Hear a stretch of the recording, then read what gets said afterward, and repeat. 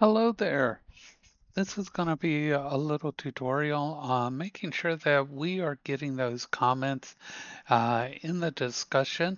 And so this is going to help facilitate that discussion that your students are participating in, helping us reach the goals of that 50% mark that we need to make in those discussions. And this is also going to show the students that we are seeing what they're putting in there, that it isn't just an assignment that they're going in, putting information in, no one's reading, no one's noticing, and it's just a busy work type of assignment. So we're going to come over here, we're going to click on discussions. Now this is one of my classes, so yours is going to look very similar. And I'm going to go into my week 2 discussions, which I'm in the middle of doing um, replies to. And I'm going to go down here, and this is the actual week 2 discussion. And if I scroll through here, you're going to see that my students are replying to this one. It's the topic of word in the workplace here. And you can see as I'm going through here, I see everybody's replies. Now, if you're replying just to the students themselves on their initial replies, you can come up here at the top and you can do what's called collapse threads. Now, if you do that, these are just the original replies that the students made themselves. Okay, that's what that means.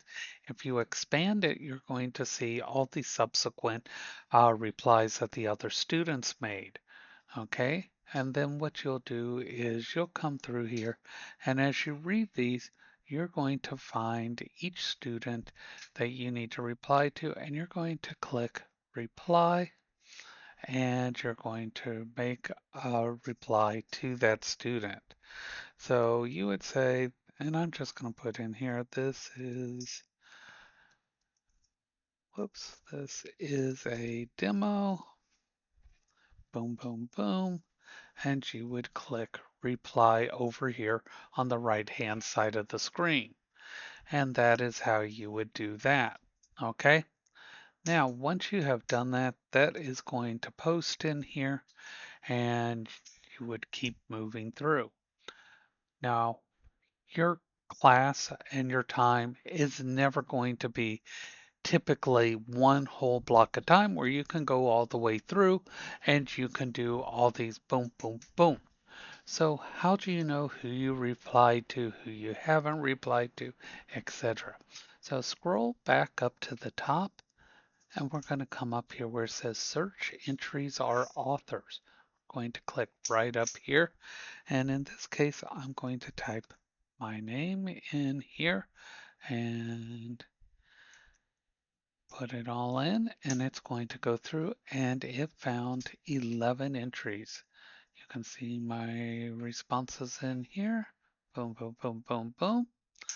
And how do you know if you have enough? Well, you should know your roster a little bit, but if you don't, you can click on people over here and you would see the number of people that you have in that particular class. And that would give you the number of total people in that particular class that you have. And then you would be able to quickly figure out what 50% of that would be. And you would be able to do that quick little calculation and know how many that you need to reply to.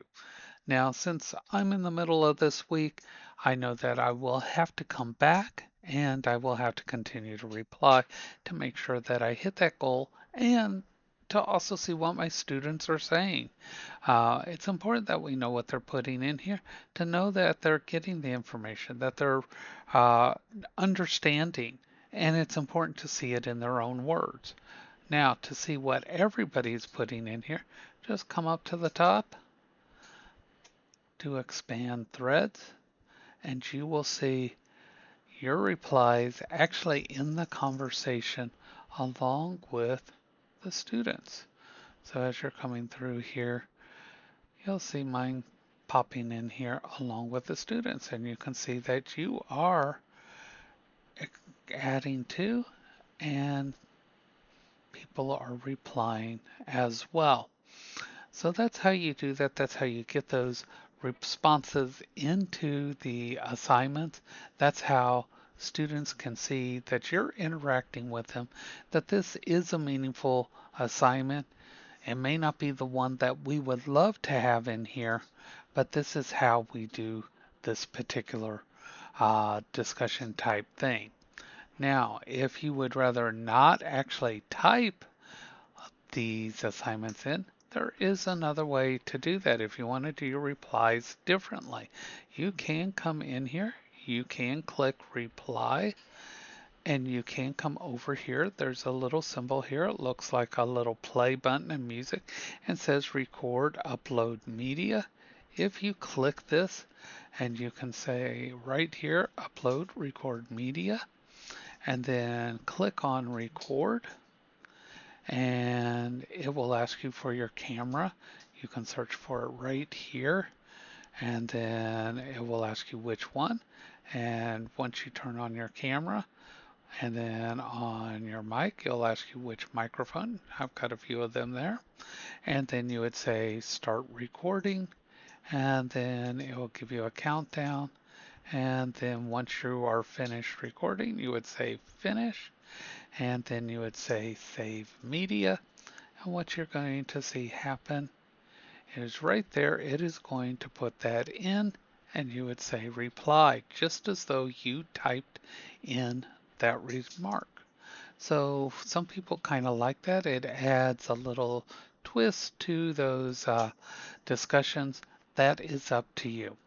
Either way, we can do this. We can make those goals that we all need to hit and add to the discussion and, bring about some, noticeable changes in the way our students view these assignments and add to the educational experience.